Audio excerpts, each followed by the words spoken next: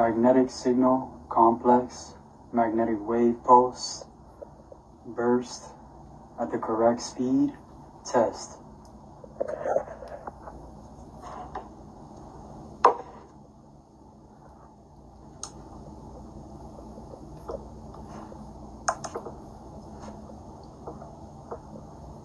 Full 9 volts of power, 1 microtesla each pickup coil. Setup that we use for Bhagwan Das. Magnetic coils. This involved 2. So we put it over the right side of his brain, 1 positive, 1 negative, so that the fields would run between the 2 coils.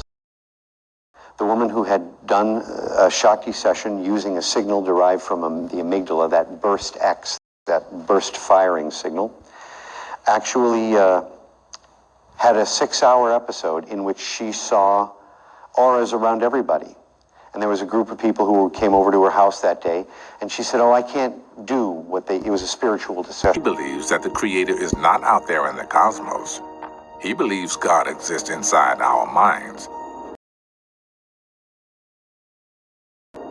and that he might be able to summon him by throwing a switch. Magnetic signal complex, magnetic wave pulse, burst at the correct speed, test. Full 9 volts of power, 1 microtesla each pickup coil. She's about to experience God.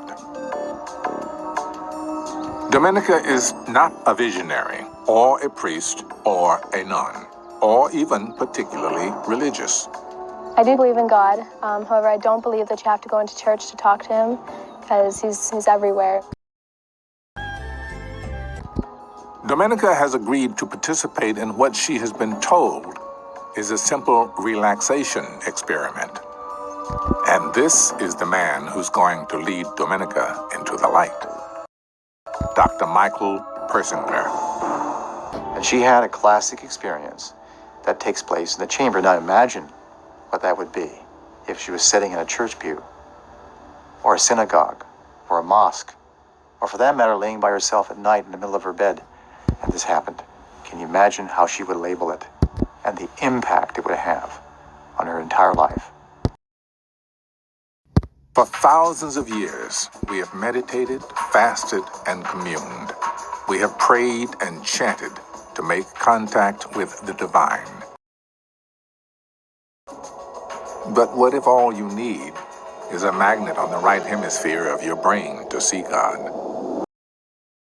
What's the brain basis, the sense of self? After all, that's the great human definition, who we are. And we knew it was tied to language and left hemispheric processes. But then we asked the question, what's the right hemisphere equivalent? So we have this second sense in the right hemisphere. And when you experience it, it's called the sense presence. And we think that's the prototype of the God experience.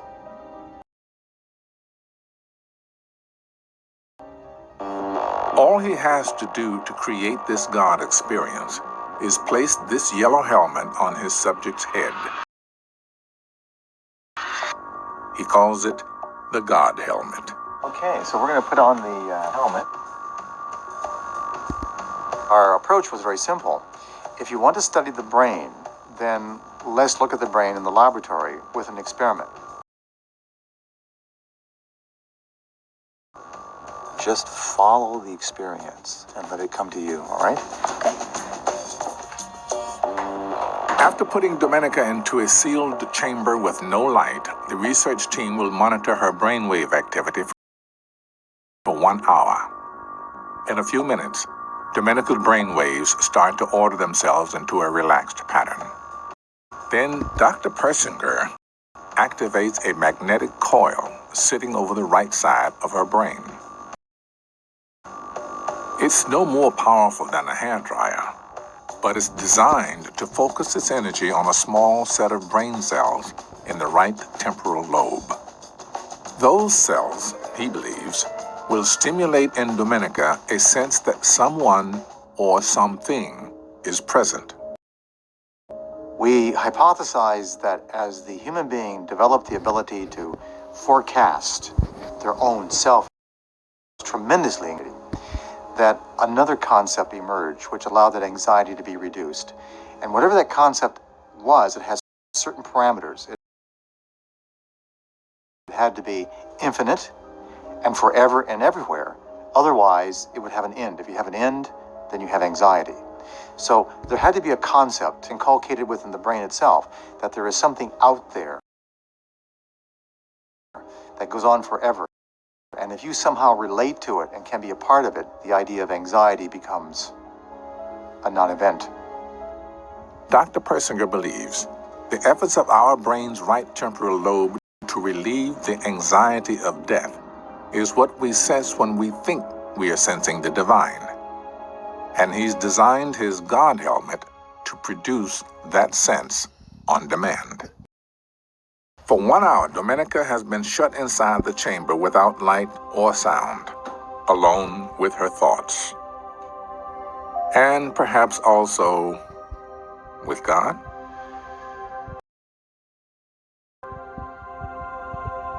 And it says you felt the presence of something. Yeah, there's like other things around me. Okay, can you describe them? They were just bodies of nothing. Not doing anything, just chilling. How many were just chilling? She actually counted them. You see her move her hand? Yeah. She was actually recreating it. Yeah. More than 80% of Dr. Persinger's subjects, whether they are religious believers or not, sense a presence from the God helmet. When the right hemisphere was being stimulated, she felt the presence of things around her. 5 entities that were faceless. I couldn't see, like, down. My body was, like, up more, Okay. so I could only see, like, above. Oh, above. Yeah. Okay. She had these marked and intense feelings of visual sensations in always the upper visual field. Did you notice that? That's typical of the temporal lobe being activated.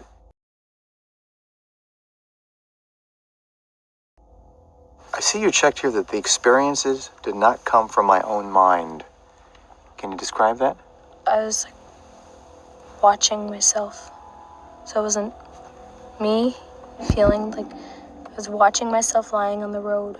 I didn't feel like my head was attached to me. You felt like what? Nope, my head wasn't attached. Okay, so you felt like your head was detached and somewhere else. Yeah. Okay. Now, it says you saw vivid images this time. Yeah, there's, like, heat coming up, like fire Okay. coming up around.